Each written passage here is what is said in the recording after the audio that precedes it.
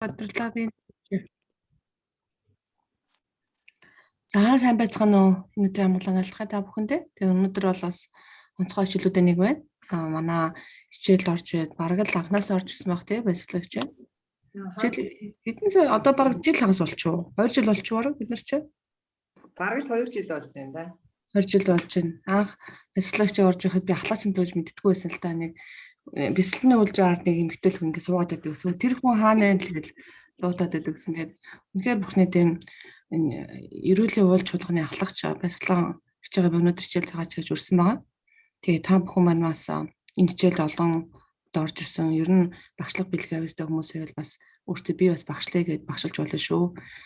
Тэгээд эдгээр чөлөөлтийн маань өнөөдөр бас өөрөө солонгоо гэрчлээ уулзах яаснаагаа бас хуваалцаараа яагаад гэсэн. Тэгээд бусад байдаг солонгоо гэдэг эмэгтэй маань бас бидэртэй хамт би бас хамт хийн санаа зовлтгоо. Тэгээд одоогоо олон хүнтэй үйлчлж байгаа солонгоо. Гэхдээ бол одоо чинь үйлчлээ зөндөө удаж байгаа хөхтэй солонгоо.